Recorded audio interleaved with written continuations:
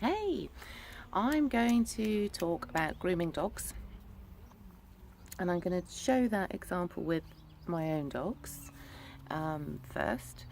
So I'm going to do it first with Henna's. Both of them really need brushing, Henry and Flame, really badly. Yeah, big time. And I've worn the really wrong colours to do that, which is black for dog grooming. But let's talk about grooming in general. Some dogs aren't comfortable with it because it's a really new sensation. So like with anything with our dogs, we need to explain that to them, right? So what I often do when I start the process of teaching a dog how to be groomed, I wouldn't use this comb for starters, my Furminator, which I love this brush. It is my, oh, I love it. It is the most effective brush I've ever used for my guys. But I would start with just a soft bristle brush, you know, like the ones for combing baby hair. And I wouldn't even use the bristles initially. I would use the back of the brush. So when I first start this process, I'm just desensitizing the dog to a foreign object brushing against their skin. So they're not playing yet. Good boy. Henry, come here. So I would just start by lightly combing the back of the comb. Dolly! Oh my god. Seriously. Right, Henry, come here. So I would start by out. Good boy. Just brushing their body with the reverse of the comb. Okay, and then I would start using the bristles really slowly, all the while consistently feeding while I'm doing that. Yeah, so you want to make sure that the dog is comfortable with that kind of scenario. Any type of stress, you've got two options. You can either stop or you can push through. I tend to have regular breaks when I'm grooming. So it's boring, right? It's kind of like asking a child to sit there and have their hair cut. They're not going to do it for extended periods of time. They don't want to. Why should they have to do a full half an hour in one sitting, in my view? If you've got a breed that needs a full 30-minute clip, like the poodly breeds or the bichons, etc., then for sure that's something that a really good groomer is going to help you with that whole process. But for me, just grooming my dog myself at home, I'm happy to just do a little section, let them go off and play or reward them and call them back, because I want it to be,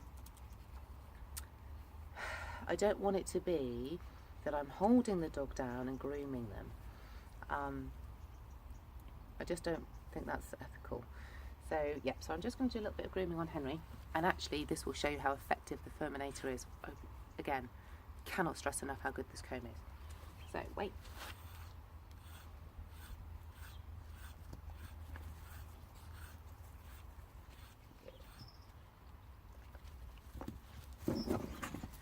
Check that out. Check how much I've got out just from a couple of little brushes. This brush is, honestly, it's amazing. We're not playing right now, Hennas. Come here, come here. Good boy, wait.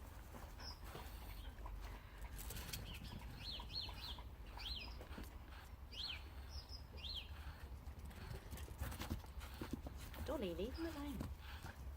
Dolly, no. Good boy. If I turn into the side, you're actually going to see how much weight of this hair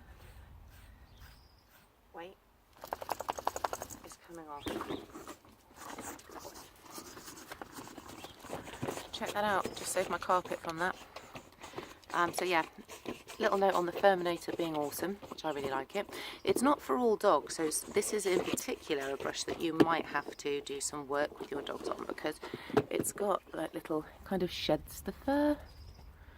So it doesn't hurt. I can rub it against my skin. No, it's not a big deal.